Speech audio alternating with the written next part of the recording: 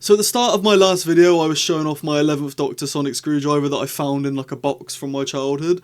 And I found loads of sonic screwdrivers and other sonic objects. And I want to show you my 4th Doctor sonic screwdriver that I got when I was, I don't know, I was a big fan of Classic Who when I was younger. Not as much anymore. It's a bit of a shame. I sort of grew out of it, which is a big shame. Try Classic Who, you might like it.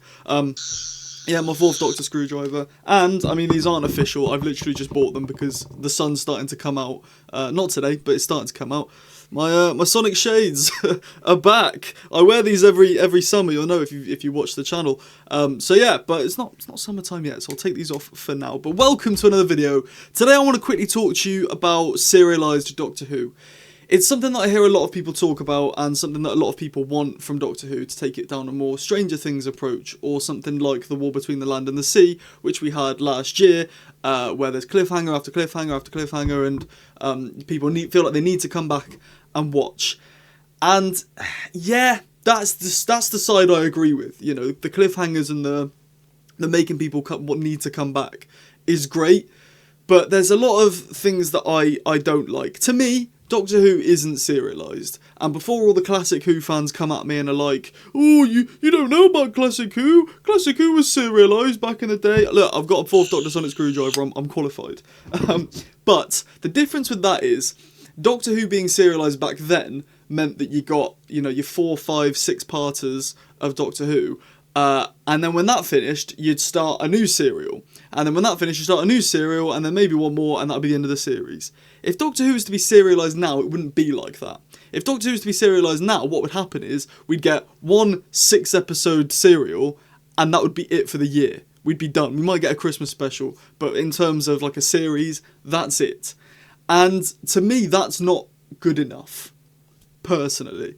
I would much rather Monster of the Week get your fix of different things and stuff, rather than have just a 6-episode story and then after that be done for another year. To me, that just doesn't feel worth it. And so when people bring up Classic Who, sure, it was technically serialised, but there is a difference there. You didn't have one story per year. If you did, I wasn't alive at the time, but if I was alive at the time, I probably wouldn't have enjoyed it as much if it was just one story per year, which is why I don't like things like Stranger Things, and I don't know, I can't even name other things like it, but you get what I mean. So yeah, that's my thing. If it's one, and if I think if they did one story per year, it would end up just being like an end of the world situation every time, or the end of the universe every time, because you have to have big stakes. You wouldn't get, and I don't like this episode personally, but loads of other people do, you wouldn't get a story in the engine in a serialised version of Doctor Who. Now, before you start commenting and screaming at me, I'm aware what some people say. Some people say, well, look at Flux. Flux had War of the Sontarans. Flux also had Village of Angels. Those are technically Monster of the Week stories with an ongoing thing throughout. Sure, yeah, valid, but then what's wrong with what we're doing now? You know what I mean? That's the same thing. Look at season 1 of the Disney era.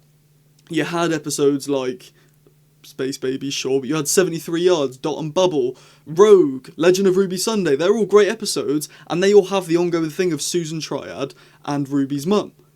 So if you like serialised, what's the difference between doing War of the Sontarans, Village of Angels in Flux, and doing like Dot and Bubble 73 Yards with Ruby's mum and Susan Triad? Because to me, that's more interesting, because you get your fix of Doctor Who and you have an ongoing story. Do I think the ongoing stories have been great? No. A lot of them are just mystery boxes, which I'm not a big fan of. I'd rather have something like Series 10, where there's the vault, and you're like, oh, technically that is a mystery box, but it gets resolved halfway through. And instead of being like, what's in the vault, you find out who's in there and you think, why are they in the vault? And what story's going to be told because of the vault?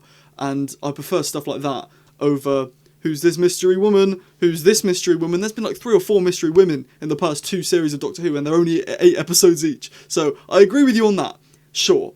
But I just think serialised Doctor Who, having one story per year, isn't good. And if you think Monster of the Week plus the ongoing story, we already have that now, so I'm a bit confuzzled. Feel free to, in the comments, let me know, because I'm obviously not some massive expert, but be respectful, please. Don't go in the comments and be like, shut up, you are like such a twit because you don't agree with me. Alright, no. No. I do want to say, I don't hate the idea of serialisation, but like I've said, I don't want one story of Doctor Who per year.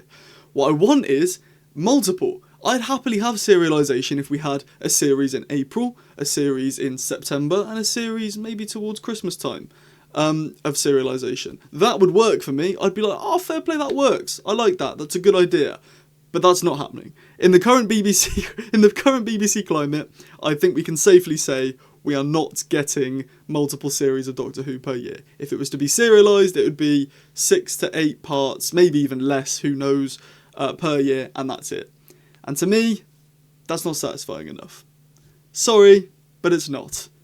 IMO. Like I say, if you disagree with anything I've said, let me know in the comments. Please be respectful.